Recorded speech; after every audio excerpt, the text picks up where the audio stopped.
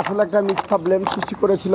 আমি মুসলমান বিধায় দাড়ি টুপি থাকার কারণেই উনি একটা সাম্প্রদায়িক একটা ইস্যু তৈরি করে দেশব্যাপী একটা হিন্দু মুসলিমের মধ্যে একটা ভেদাভেদ সৃষ্টি করা তৈরি করেছে। এবং উনি যে কাজটা করেছে প্লাস সেই সাথে যে অ্যাক্টারগুলো এই কাজের সাথে জড়িত, সেটা মূলত আমি ফার্মগেটের আসার সময় আমার আমার আইনজীবী সার্জিয়া বলছে ওইটাই, যে আমি আসার পথে আমার লুকিং গ্লাসের সাথে ধাক্কা লাগছিল ঘটনার দিন।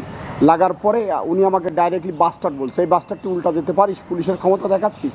পরে দেখলাম যে বিষয়টা একটা তর্ক বিতর্ক হবে, এই জন্য আমি নমনীয় হয়ে সরি বলে যখন চলে যেতে যাই, তখন আমি পুলিশ পোশাক পরা অবস্থায় আমার শোল্ডার ব্যাস ধরে ফেলে দিছিল। ঘটনাস্থলে পড়ে গেছি, পড়ে উঠে আমি চলে আসছি, এইটুক। তার ভিতরে টিপির বিষয় কিছু বলিনি। কিন্তু উনি যে মিথ্যা ব্লেম দিয়েছে, শুধু আমি না, গোটা পুলিশ বাহিনীর ইমেজ বহির্বিশ্ব ক্ষুণ্ণ হয়েছে।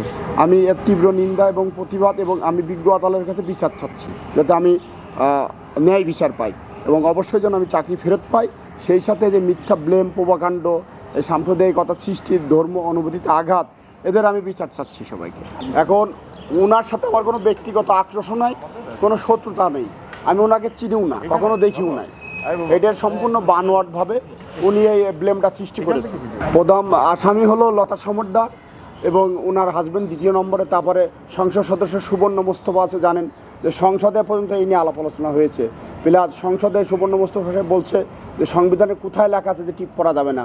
তা আমার কাছে, জাতির কাছে আমার প্রশ্ন, যে জিনিসটা আমি বলি নাই তাটারে প্রোপাগান্ড করে একটা সামাজিকভাবে হেও এবং জাতীয় সংসদের গুরুত্বপূর্ণ সময় ব্যয় করে যে আমার এই মিথ্যা ব্লেম সৃষ্টি করেছে, আমিও তার বিচার চাচ্ছি। আমি চাকরিতে ফেরার জন্য অলরেডি আইজি স্যারের কাছে একটা আবেদন করেছি 5 জানুয়ারির পরে, এবং প্রশাসনিক ট্রাইব্যুনালেও মামলা চলমান আছে, যাতে আমি চাকরি ফেরত পাই।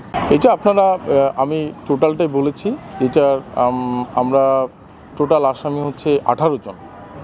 1 নম্বর আসামি ছিল ওই সময়কার ভিকটিম ডক্টর লতা সমদ্দার, ওনার হাজব্যান্ড, এবং সাবেক সংসদ সদস্য সুবর্ণ মোস্তফা, অভিনেতা আনিসুর রহমান মিলন সহ এরকম 18 জন টেলিভিশন নাট্য অভিনেতা অভিনেত্রী এবং কিছু পরিচালক আছে মনে হয়। আর আরেকটা জিনিস আমরা বলেছি, সেটা হচ্ছে যে আমরা সবাইকে আসলে পাইনি, কারণ তথ্য প্রমাণ ছাড়া তো একজনের বিরুদ্ধে অভিযোগ করা যায় না। তো এখানে আরও অনেকেই ছিল সেই সময় মিডিয়াতে একটা মিথ্যা কথা বলি স্ট্র্যাটেজি। এখানে দেখেন, আমার বক্তব্য হচ্ছে যে একজন মানুষকে কোনো তথ্য প্রমাণ ছাড়াই মিডিয়ার ট্রায়াল করাটা যায় না। তো উনি কিন্তু মিডিয়ার ট্রায়ালের শিকার হয়েছিলেন সেই সময়।